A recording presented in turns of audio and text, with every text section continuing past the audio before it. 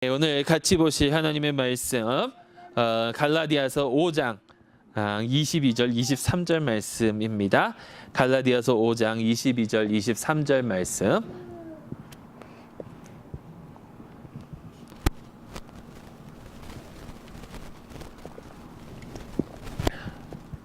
갈라디아서 5장 22절 23절 말씀 우리 함께 한 목소리로 다시 한번 봉독하도록 하겠습니다. 시작. 오직 성령의 열매는 사랑과 희락과 화평과 오래 참음과 자비와 양선과 충성과 온유와 절제니 이 같은 것을 금지할 법이 없느니라. 아멘. 살아계신 하나님의 말씀입니다. 우리 갈라디아서 2장 한번 볼게요. 저희가 말씀을 이렇게 깊이 들어가기 전에 갈라디아서 2장을 한번 보실 텐데요. 갈라디아서 2장 11절에서 14절 말씀 우리 한번 더 살펴보도록 하겠습니다. 갈라디아서 2장 11절에서 14절 말씀입니다. 우리 함께 읽습니다. 시작. 게바가 안디옥에 이르렀을 때에 책망받을 일이 있기로 내가 그를 대면하여 책망하였노라. 야고보에게서 온 어떤 이들이 이르기 전에 게바가 이방인과 함께 먹다가 그들이 오매 그가 할례자들을 두려워하여 떠나 물러가매 남은 유대인들도 그와 같이 외식하므로 바나바도 그들의 외식에 유혹되었느니라. 그러므로 나는 그들의 복음의 진리를 따라 바르게 행하지 아니함을 보고 모든 자 앞에서 게바에게 이르되 내가 유대인으로서 이방인을 따르고 유대인답지 살지 아니하면서 어찌하여 억지로 이방인을 유대인답게 살게 하려느냐 하였노라. 아멘. 자, 게바가 누군가요? 베드로죠. 자, 바울이 베드로를 책망하였습니다. 왜 베드로를 책망하였죠?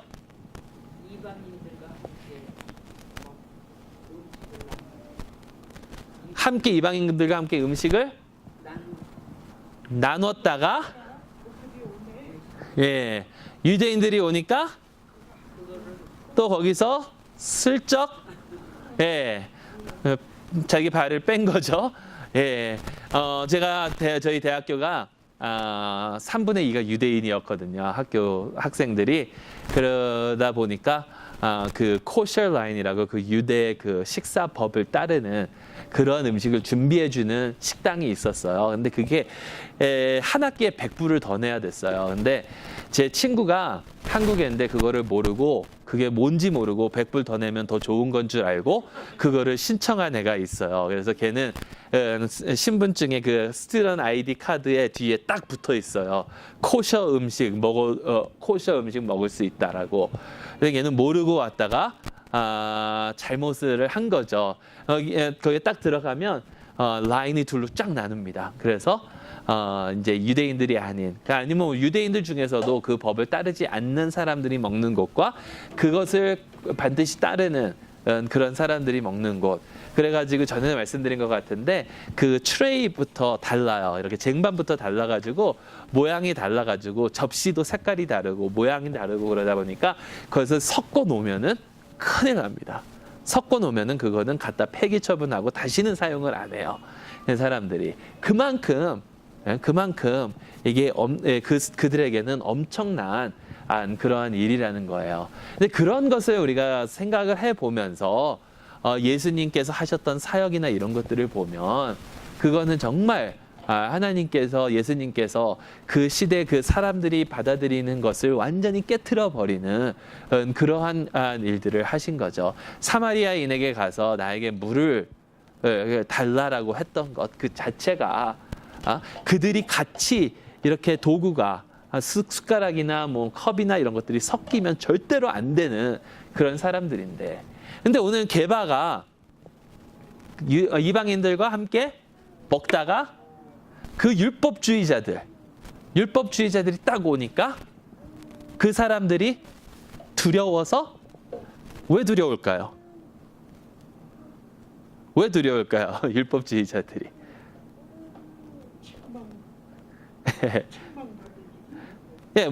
왜 책망할까요? 율법주의자들이 왜 두려울까요? 유대인으로서 이방인과 함께 식사를 예, 그러니까 막 그 사람들이 뭔가 베드로에게 얘기를 하겠죠. 아니 어떻게 할례 받지도 않은 뭐 그런 일들이 그런 사람들과 함께 먹고 이렇게 하느냐라는 그것이 두려워서, 그러니까 다른 사람들에게 책망받는 것이 두려워서 그것을 발뺌을 한다라는 거예요. 그것 때문에 바울이 베드로를 책망합니다. 왜냐하면 베드로가 그럼으로써 많은 사람들이 베드로가 저러니까 우리가 이방인과 먹는 게 잘못된 거네?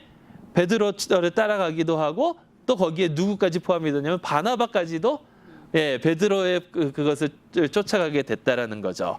자, 베드로가 왜 그러면, 정말 우리가 구원받는 것은 복음 때문이 아닙니까? 복음. 유대인의 율법이 아니거든요.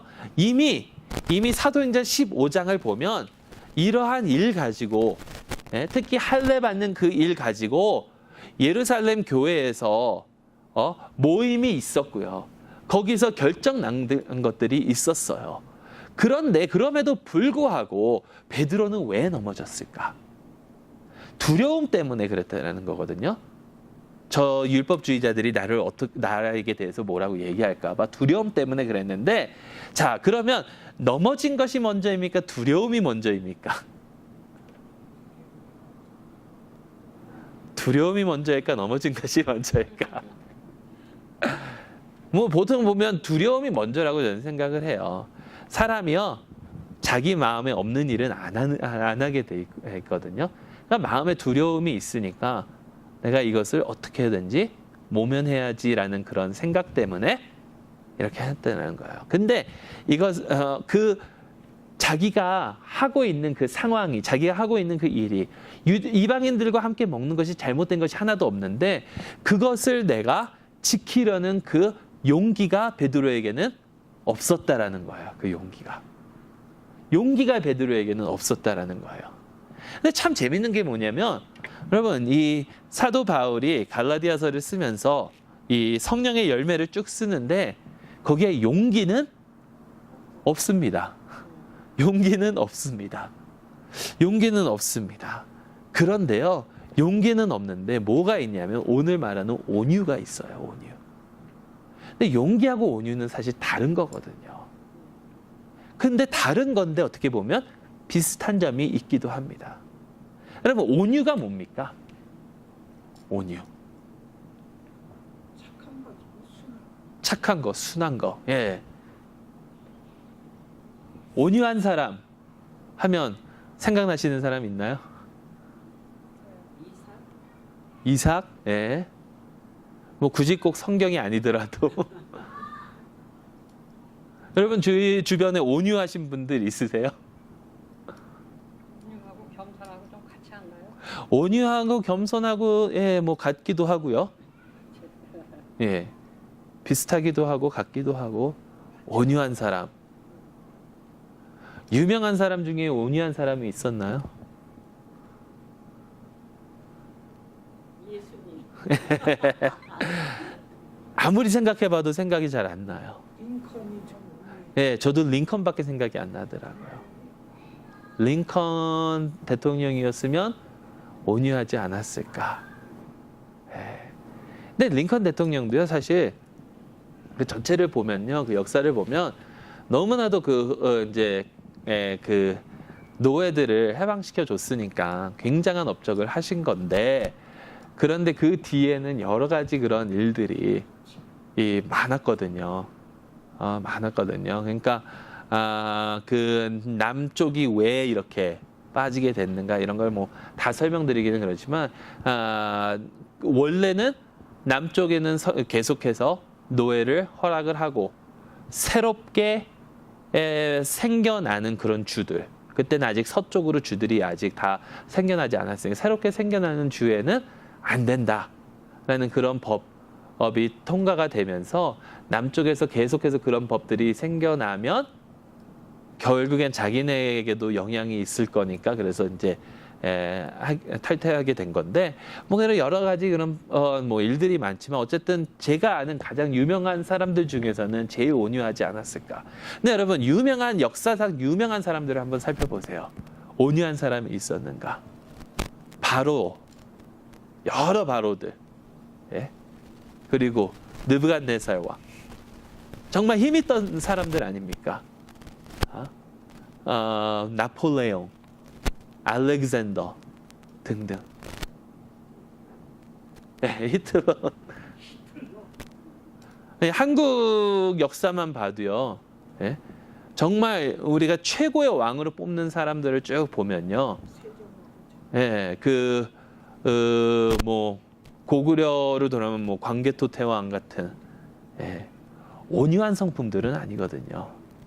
그 뿌리 깊은 나무라는 그 드라마가 얼마나 사실에 근거한 건지는 모르겠지만, 거기서 한석규가 이렇게 연기했던 세종, 그 엄청난 업적을 남겼던 세종대왕도 뭐 우라질 같은 단어를 막 쓰면서 그렇게 온유했던 사람은 아니었던 것 같아요.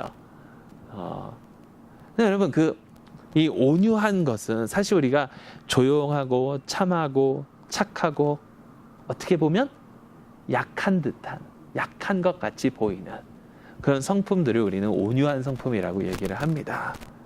근데 과연 그것이 진짜 온유한 성품의 모습인가?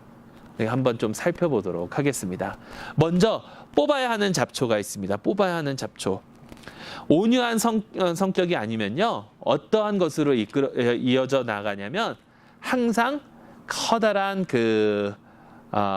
갑자기 단어가 생각이 안 나는, 커다란 다툼이나 싸움이나 이 난폭한 그러한 일들로 이어져 갑니다. 온유한 것이 아니면. 자, 누가복음 9장 말씀인데요. 누가복음 9장에 갑자기 제자들 가운데 시비가 붙었어요. 시비의 주제가 뭐냐면 누가 제일 크냐. 제자들 가운데 누가 크냐 하는 변론이 일어났다라고 합니다. 그래서 예수님께서 그 마음에 변론하는 것을 아시고 어린아이를 하나를 데려다가 누구든지 내 이름으로 이런 어린아이를 영접하면 곧 나를 영접하는 것이요, 누구든지 나를 영접하면 곧 나를 보내신 이를 영접함이라 라고 이야기를 해요. 가장 작은 사람이 되려고 노력을 하고 가장 작은 자가 큰 자니라 예수님께서 말씀을 하시는데, 그 다음에 참 재밌는 사건이 일어납니다. 왜냐하면 예수님과 제자들이 사마리아를 통과해서 예루살렘으로 가시려고 해요. 그때 사마리아인들이 예수님께서 예루살렘으로 가시려고 하는 것을 보고 뭐라 그러냐면 우리 동네에 오지 말라고 해요. 유대인들이 사마리아인에게 안 좋은 감정이 있었던 것이 뿐만이 아니라 사마리아인들도 유대인들에게 안 좋은 감정들이 있었어요. 여러분, 선한 사마리아인의 그 비유를 보시면요, 그래서 우리가 보통 사마리아인들을 굉장히 불쌍하게 보는데, 왜냐하면 유대인들이 항상 그들을 멸시했던 것처럼 보는데, 근데 똑같은 위치에서 똑같이 싫어했던 거예요. 사마리아인이 못 사는 게 아니에요. 선한 사마리아인 보면 그 사마리아인은 돈도 있고, 그 여유가 있는 사람이었고요. 그러니까 둘 다 똑같은 위치에서 서로 싫어하는 거예요. 유대인들만 사마리아인 싫어하는 게 아니라 사마리아인들도 유대인 싫어해요. 특히 예루살렘으로 가려는 유대인들을 굉장히 싫어해서 예수님께서 그 제자들을 먼저 보내니까 사마리아인들이 자기들을 받아주지 않았어요. 그때 뭐라 그러냐면 누가복음 9장 54절 말씀을 보면 제자 야고보와 요한이 이를 보고 이르되 주여 우리가 불을 명하여 하늘로부터 내려 저들을 멸하라 하기를 원하시나이까. 예수께서 돌아보시며 꾸짖으시고 함께 다른 마을로 가시니라. 자, 베드로와 야고보가 주여 우리가 불을 명하여 하늘로부터 내려 저들을 멸하라 하기를 원하시나이까. 요한과 야고보 왜 이럴까요? 왜 이런 무엇을 염두에 뒀을까요? 불을 내린다 하늘에서. 여러분, 성경에서 하늘에서 불이 내려진 적 기억나세요? 엘리야 선지자 때 그 갈멜산에서. 그래서 잘못된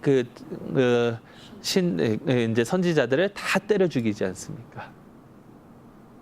다 때려 죽이. 그러니까 그것을 아마 염두에 둔 것 같아요. 아니, 우리 선생님은 엘리야보다 더 크신 분이신데, 우리 선생님은 엘리야보다 더 크신 분이신데 이들이 감히 우리 선생님을 안 받아? 아죠? 예수님 명령만 하시면 저희가 하늘에서, 이 사람들은 왜 요한하고 야고보는 어떻게 자기네들이 그렇게 할 수 있다라고 생각을 했을까요? 얼마 전까지만 해도 정말 능력을 받아가지고 예수님께 보내셔가지고 막 귀신도 쫓아내고 막 이러니까 우리도 이제 하늘에서 불을 내릴 수 있겠구나라는 거죠. 그러니까 예수님께서 그들을 꾸짖으셨어요. 이게 온유의 반대의 모습이라는 거예요. 온유의 반대의 모습. 결국엔 온유의 반대의 모습은 뭐냐면요, 자기 중심적인 거예요. 나만 생각하는 거예요.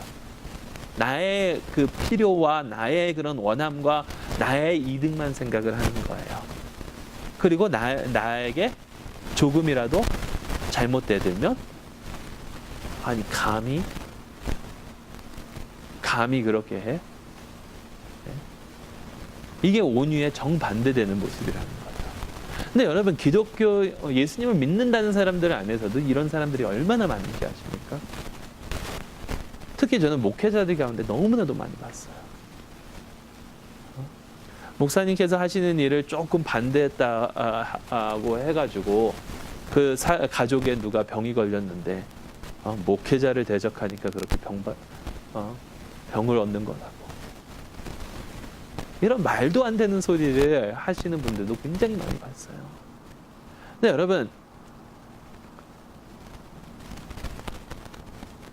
정말 우리 마음대로만 생각을 한다면, 내가 이렇게 해도 괜찮다고 생각하면 그러니까 이 공통점은 뭐냐면요, 내가 틀리다는 생각을 안 해요.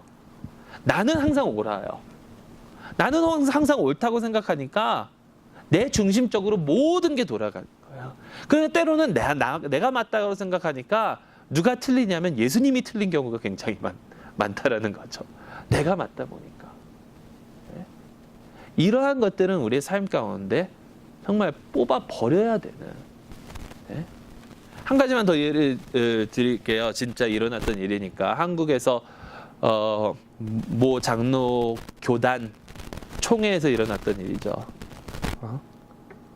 목사가 그 총회 회의하는데 그 강당 위에 가스총을 들고 올라가가지고 자기 반대하는 사람들 다 그걸로 쏠 것처럼. 정말 이런 것들은, 이게 그런 것은 좀 극단적인 그런 것이지만 우리 마음 속에서도 우리만 생각하는 그런 마음들이 있다라는 거죠. 그런 것들은 다 뽑아내야 될 줄로 믿습니다. 근데요, 그런 것들을 뽑아내야 되는데 그거 같지 않고 굉장히, 아까 장로님께서 겸손한 것과 비슷하다고 하셨는데 맞습니다. 그런데 겸손한 것 척하는 사람들이 있어요. 잘못된 열매예요. 가짜 열매예요. 온유처럼 보이는 가짜 열매는 몇 가지가 있는데요. 겸손한 척하는 것. 겸손한 척하는 것. 전에 그 말씀 드렸죠. 그 일본 교수님 처음 설교하셨을 때 거울을 보고 연습을 했다고 그러셨잖아요. 제가 아니라 하나님께서 하셨습니다. 겸손한 척, 다른 사람에게 잘 보이려고. 근데 결국에는 이것도 내 자신을 높이기 위한 거예요. 그리고 또 어느 거는 자신에게 거짓말하는 것이 있습니다. 자신에게 거짓말하는 것. 이거는 제 책을 읽다 어떤 예를 봤는데, 어떤 선교사 여자분인데 선교사님께서 자기가 선교지를 너무 가고 싶다라는 거예요. 선교를 하다가 선교지에서 몇 년을 보내다가 이제 안식년 때문에 돌아오셨다가 그 선교지가 마음속에 너무 이렇게 계속해서 마음속에 선교지 생각밖에 안 나고, 거기를 내가 꼭 다시 가야 되는데 이런 생각만 계속해서 들다가 결국에는 그래서 안 가기로 결정하셨대요. 왜냐하면 예수님을 따르려면 내 자신을 부인해야 된다라고 그러잖아요. 그러니까 내가 원하는 것을 하면 안 된다. 내가 선교지를 너무나도 가고 싶은데 그게 내가 제일 원하는 것이니까 나는 그것을 하면 안 돼라고 하면서 선교지를 안 가신 분이 계시대요. 이런 것도 사실 좋은 열매는 아닙니다. 가짜 열매죠. 그리고 어느 것에도 의미를 부여하지 않는 것.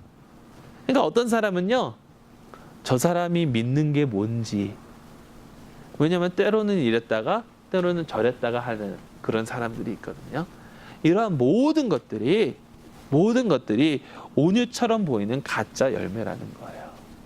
그러니까 이 사람이 이런 얘기를 하면 맞습니다. 저 사람이 저런 얘기를 하면 맞습니다. 굉장히 겸손한 것 같고 굉장히 협조적인 것 같고 굉장히 그런 것 같은데 결국에는 이 사람은 도대체 뭘 믿는 건지 뭐 때문에 사는 건지 나타나지 않는다라는 거예요. 예. 다시 말해서 한마디로 하면 결국 하나님께서 주신 인간의 한참 동안 이 단어를 뭘 써야 되나 한참 동안 생각을 했는데요. 달란트라고 해도 되고요. 아니면 인간의 귀중함을 인정하지 않는 것. 보세요. 내가 정말 잘했는데 내가 잘한 게 아니에요라고 하는 것은 하나님께서 나를 그렇게 잘하게 해주었는데 잘하게 만들어 주셨는데 내가 잘하지 않았어요라고 하는 건 하나님께서 나를 그렇게 만들지 아니하셨다라는 부정밖에는 안 된다는 거예요. 그러니까 스제나 웨슬리의 조언이 있습니다. 항상 우리는 칭찬을 할 때도 이렇게 칭찬을 하고 겸손할 때도 이렇게 겸손을 그러니까 내가 내 자랑이 아니라 이런 식으로 겸손하게 대답을 해야 된다라는 거예요. 여러분 스제나 웨슬리가 누구냐면 요한 웨슬리와 찰스 웨슬리의 어머니입니다. 근데 이분은 어떻게 하냐면 아이들을 보고 절대로 너 참 예쁘다 얘기하지 말아요. 너 참 운동 잘한다 얘기하지 말아요. 어떻게 그들을 칭찬하냐면 하나님께서 너에게 아름다운 얼굴을 주셨구나. 하나님께서 너에게 운동 잘하는 몸을 허락하여 주셨구나. 이렇게 하라는 거예요. 그러면 반대로 우리가 생각을 해보면 내가 잘하지 않았어 이게 아니라 하나님께서 나에게 이렇게 하실 수 있도록 해주셔서 감사할 따름입니다. 이것이 진정한 겸손이라는 거예요. 그것이 진정한 온유의 모습이고. 자, 맺어야 하는 열매는 온유의 열매입니다. 온유의 열매는 어떤 것들이 있냐면 모세의 예를 한번 들어보겠습니다. 여러분 모세가 그 미리암과 아론이 모세를 대적하는 때가 있죠. 그때 모세가 뭐 했는지 아세요?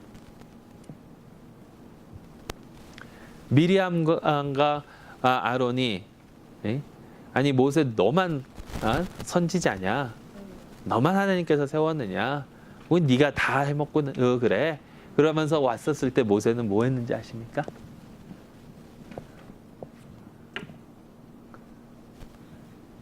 아무것도 생각 안 나시죠? 그게 정답입니다. 아무것도 안 했습니다. 그들에게 노하질 않았어요. 하나님께서 나를 이렇게 세워주셨는데 너희가 감히 그러지 않았어요. 그렇다고 해서 자기 자신을 이렇게 대변하지도 않았어요. 내가 이렇게 하는 것은 내가 하려고 하는 게 아니라 하나님께서 다 그렇게 하지도 않았어요. 단지 모세는요 하나님에 대한 믿음이 확고했기 때문에 그냥 그들이 뭐라고 하지만 그냥 그들에게 하나님 저들이 나를 공격합니다. 저들을 벌하여 주시옵소서 그런 기도도 하지 않습니다. 단 하나님께서 하시겠다는 것을 믿고 그냥 기다렸다. 여러분 이게 어떻게 보면 진정한 온유의 모습입니다. 약해서 약한 모습이 아니라 온유는 약한 모습이 아니라 내가 진짜 강하기 때문에 상대할 필요가 없다라고 생각을 하고 하나님께서 나와 함께하여 주시는데 나보다 강한 자가 누가 있겠습니까? 하나님께서 우리와 함께하여 주시는데 우리를 능할 자가 누가 있겠어요? 그러니까 하나님께 모든 것을 전적으로 맡기고 온유한 사람은요 절대로 약해서는 온유할 수가 없어요. 약하면 오히려 베드로처럼 이것도 아니고 저것도 아니고. 근데 온유한 사람은 정말 강한 사람이에요. 진정한 강자. 여러분 무술 영화나 이런 영화를 보면 항상 최고의 그 유단자는 가만히 있습니다. 그 밑에 애들이 그냥 막 난리치고 막 폼 잡고 막 그러면서 시끄럽게 하고 그러다가 유단자는 가만히 끝까지 참다가 결정적인 데서 한번 이렇게 딱 자기 실력을 보여주지 가만히. 그것이 사실 온유의 모습이잖아요. 자, 예수님의 예를 듣겠습니다. 이사야서 42장입니다. 온유하신 분의 다른 모습인데요. 이사야서 42장. 이사야서 42장 1절에서 4절 말씀입니다. 제가 읽어드리도록 하겠습니다. 찾으시는 분은 구약성경 1018페이지고요. 내가 붙드는 나의 종, 내 마음에 기뻐하는 자, 곧 내가 택한 사람을 보라. 내가 나의 영을 그에게 주었은즉 그가 이방인에게 정의를 베풀리라. 그는 외치지 아니하며 목소리를 높이지 아니하며 그 소리를 거리에 들리게 하지 아니하며 상한 갈대를 꺾지 아니하며 꺼져가는 등불을 끄지 아니하고 진실로 정의를 시행할 것이며 그는 쇠하지 아니하며 낙담하지 아니하고 세상에 정의를 세우기에 이르리니 섬들이 그 교훈을 앙망하리라. 한번 읽어보세요. 특히 2절 3절 말씀에 외치지 아니하고 목소리 높이지 아니하고 그 소리를 거리에 들리게 하지 아니하고 상한 갈대를 꺾지 아니하고 꺼져가는 등불을 끄지 아니하고 진실로 정의를 시행할 것이다. 여러분, 이게 온유의 모습이다. 온유의 모습은요, 정말 하나님의 의를 위해서 쓰는 사람입니다. 그렇지만 그것을 권력으로, 힘으로 나대는 것이 아니라 나보다 더 연약한 자를 위해서, 그들이 뭔가 필요한 것을 깨닫고 그들을 위해서 정의를 베푸는 그런 모습이다. 아까 예수님께서 그 제자들이 다툴 때 어린아이 하나를 세우셨잖아요. 어린아이는 정말 보잘것없는, 힘없는 그런 존재를 뜻하고 있습니다. 근데 예수님께서 뭐라고 그러셨냐면 누구든지 이 어린아이입니다. 그러니까 내 자신을 정확히 알면요, 내가 누구인지를 알면 내가 지금 어떠한 상황에 있구나라는 것을 깨닫게 되고 그것 때문에 다른 사람들이 무엇이 필요한지를 알게 됩니다. 제가 사실 오늘 빛과 소금 그 기사를 쓰면서 이런 얘기를 썼는데, 어느 그 한국의 박사인데, 뇌를 연구하는 박사님인데 그 박사님이 패러글라이딩을 갔어요. 패러글라이딩을 갔는데 그분이 그러는 거예요. 나중에 얘기를 하는데 자기는 고소공포증이 있어요. 그래서 갔대요. 근데 그 패러글라이딩 하기 위해서 거기 딱 올라가면 죽을 것 같아요. 나는 죽을 것 같은데 왜 가느냐. 그러니까 기억이 안 돼요. 내가 죽지 않는다라는 것을, 이거 죽을 것 같은데 죽지 않는다는 것을 기억하고 있다가 그것을 딱 해가지고 그 두려움을 딱 마주쳤을 때에 우리 뇌에서 도파민이라는 그런 성분이 쫙 나오면서 그게 우리에게 행복, 쾌감으로 다가옵니다. 그러니까 그런 거 있잖아요. 막 롤러코스터 그러면 저걸 왜 타?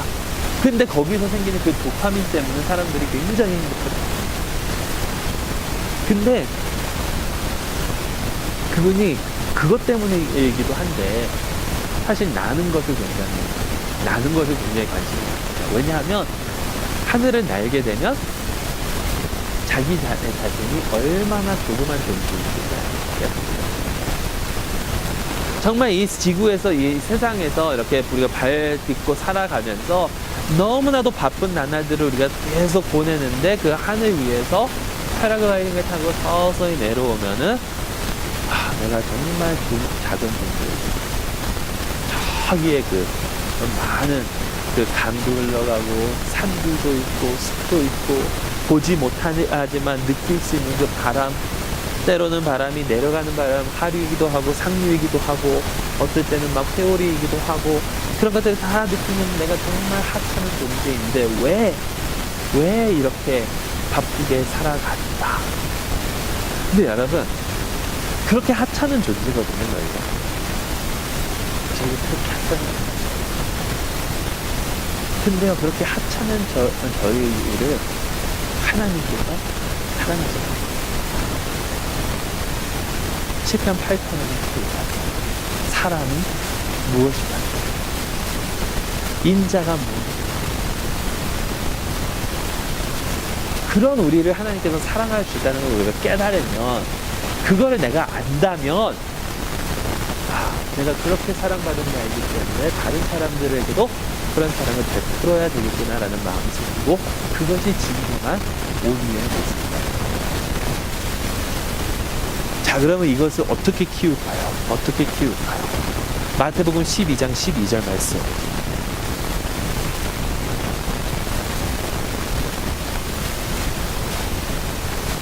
제가 읽습니다. 이게 예수님께서 그 안식일에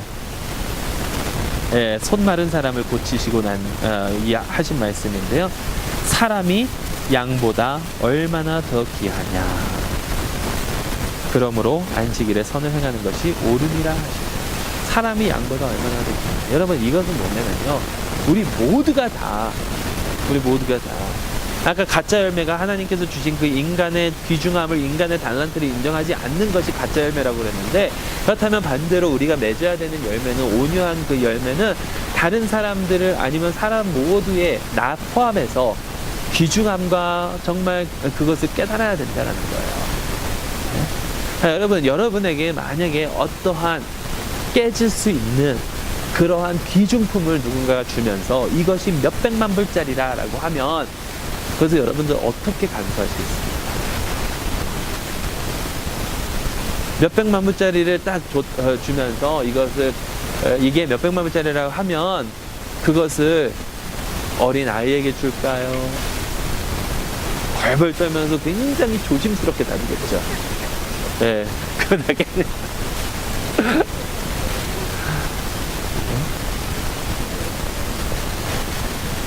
정말 그것을 어떻게든지 보존하려고 엄청 노력을 하지 않을까. 우리가 서로를 그렇게 다뤄야 된다는 거예요. 서로. 여러분, 여기 모인 저희 모두가 다, 아니, 예수님을 믿는 모두가 다, 이 세상의 모든 사람들이 하나님 앞에 그렇게 귀중한 사람들이라는 것을 깨달으면요, 우리가 남을 향해서 나쁜 말 절대 못합니다. 남을 향해서 저 사람이 저렇고 못해요. 왜냐하면 하나님이 그 사람을 굉장히 귀하게 생각하시는 사람이에요. 그 사람이 필요한 것이 무엇인지, 그 사람이 지금 어떠한 도움이 필요한지, 그 사람에게 어떠한 일들이 있는지 관심을 갖고 그 사람을 위해서 살아가야 된다. 그것이 온유한 그 모습의 진짜 모습이 아닐까 생각합니다. 여러분, 마지막 그 문장 한번 볼까요? 우리는요, 목적을 위하여 구원을 받았음을 알아야 합니다. 하나님께서 우리를 구원하셔 주셨을 때는 목적이 있어요. 목적. 그 목적이 뭐냐면 선을 행하는 건데, 하나님을 떠나서는 절대로 선을 행할 수 없음을 우리가 알아야 돼요. 그리고 하나님께서는 우리를 통하여 그 선을 이루시려고, 그 목적을 이루시려고 우리에게 능력을 주신다는 것을 알아야 합니다. 능력을 주신다는 것. 여러분, 그 지상명령, 마태복음 28장에 나오는 지상명령, 너희는 가서 제자 삼으라잖아요. 제자 삼으는데 어떻게 삼아야 되냐? 그 제자 삼으라가 주 명령이에요. 그리고 가서는 그거를 서포팅 동사고요. 그러니까 가서 제자 삼으라. 어떻게? 가서, 그리고 가르쳐서, 그리고 세례줘서 제자 삼으라는 거예요. 근데 그거 말씀하시기 전에 예수님께서 뭐라고 그러셨는지 아세요? 모든 족속이 아니고, 그건 다 해야 되는데, 모든 권능이 자기에게 주어졌다라는 거거든요. 모든 권능. 파워가 헬라어로는 두 가지가 있습니다. 두나미스라는 파워가 있고요. 익수시아라는 파워가 있습니다. 두나미스라는 파워는요, 두나미스에서 우리가 요즘에 그 단어에서 내려온 단어 중에 무엇이 있냐면 다이나마이트예요. 다이나마이트는 어때요? 터트리면 팍 폭파하죠. 힘이 있습니다. 예? 그냥 그거는 정말 그냥 그 힘이에요. 그게 두나미스고요. 엑수시아는 뭐냐면, 엑수시아는 컨트롤이 된 누군가에게 주어진 그러한 파워를 뜻하고 있어요. 권능을 뜻하고 있어요. 그러니까 예를 들면 바퀴 18개 달린 트럭이 힘이 있습니다. 그렇죠? 정말 힘이 있어요. 그 차랑 부딪히면요, 살아남지 못해요. 그렇게 힘이 있는데 그 차를 멈추게 하는 힘이 있는데 누구에게 그 힘이 있냐면 경찰에게 그 힘이 있어요. 그러니까 그 트럭에게는 두나미스가 있어요. 경찰에게는 엑수시아가 있어요. 근데 여기서 예수님께서 말씀하시는 그 엑수시아거든요. 예수님께 그러한 힘이 있으신데 그것을 예수님께서 뭐라 그러시냐면, 너희가 가서 이것들을 해야 되는데 내가 너희와 항상 함께 있다. 결국에는 그 힘이 우리의 힘이 된다는 거예요. 그런 힘을 가지고 있으면 내 마음대로 아니면 내 기분에 따라서 함부로 이렇게 행하는 것이 아니라 정말 꼭 필요한 곳에서 쓸 수 있는 그런 진정한 강자가 될 수 있다는 겁니다. 정말 온유한 마음으로. 여러분, 온유하면 어떻게 된다고 그러셨죠? 예수님께서 땅을 기업으로 받는다. 온유한 마음으로 하나님께서 가신 땅을 기업으로 받을 수 있는 여러분들이 될 수 있기를 주님의 이름으로 축원합니다. 기도하시겠습니다. 하나님 아버지, 감사합니다. 아버지 하나님, 이 세상은 자신들의 권력을 쫓고 아버지 하나님 힘을 쫓고 정말 그 파워를 가지고 자기들의 이득을 챙기기에 바쁜데, 아버지 하나님, 저희는 그런 것이 아니라 온유한 마음으로 아버지 하나님을 믿고 의지하며 정말 주님을 위하여 살아가며 아버지 하나님 선을 이룰 수 있는 저희 모두가 될 수 있도록 인도하여 주시옵소서. 특히 아버지 하나님, 서로를 귀중하게 여기고 힘으로 아버지 하나님 남을 제압하는 것이 아니라 아버지 하나님 사랑으로 형제 자매들을 아버지 하나님 이길 수 있는 그런 능력 저희 가운데 허락하여 주시옵소서. 항상 함께해 주실 것을 믿사오며 우리 주 예수 그리스도의 이름으로 기도드리옵나이다. 아멘. 자, 455장 찬송 부르신 후에 주님이 가르치신 기도로 마치도록 하겠습니다.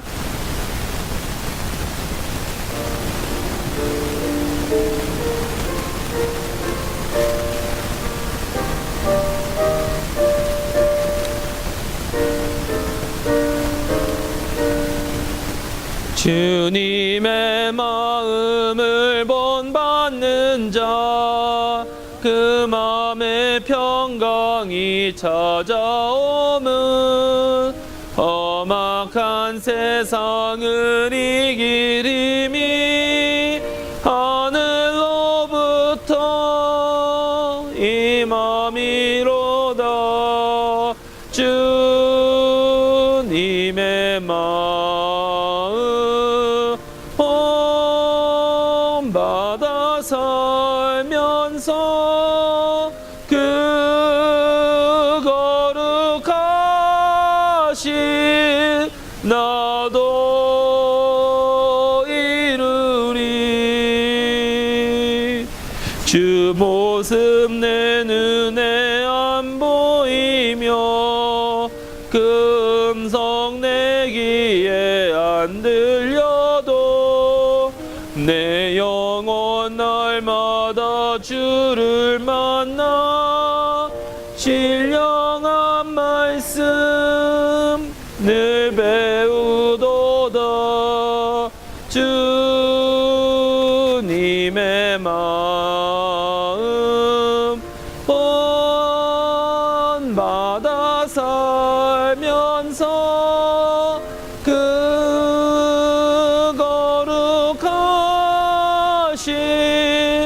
나도 이루리. 가는 길 거칠 검하여도 내 맘에 불평이 없어짐은 십자가 고난을 이겨내신 주님의 마음 본받음이라. 주님의 마음 본받아 살면서 그 거룩하심 나도 이루리. 주 예수 세상에 다시 오시 그날의 무성도 변화하여 주님의 빛나는 그 형상을 다 함께 보며 주 찬양하리. 주님의 마음 본받아 살면서 그 거룩하심 나도 이루리. 하늘에 계신 우리 아버지여, 이름이 거룩히 여김을 받으시오며 나라에 마옵시며 뜻이 안에서 이루어진 것 같이 땅에서도 이루어지이다. 오늘날 우리에게 일용할 양식을 주옵시고 우리가 우리에게 죄 지은 자를 사하여 준 것 같이 우리의 죄를 사하여 주옵시고 우리를 시험에 들게 하지 마옵시고 다만 악에서 구하옵소서. 대개 나라와 권세와 영광이 아버지께 영원히 있사옵나이다. 아멘.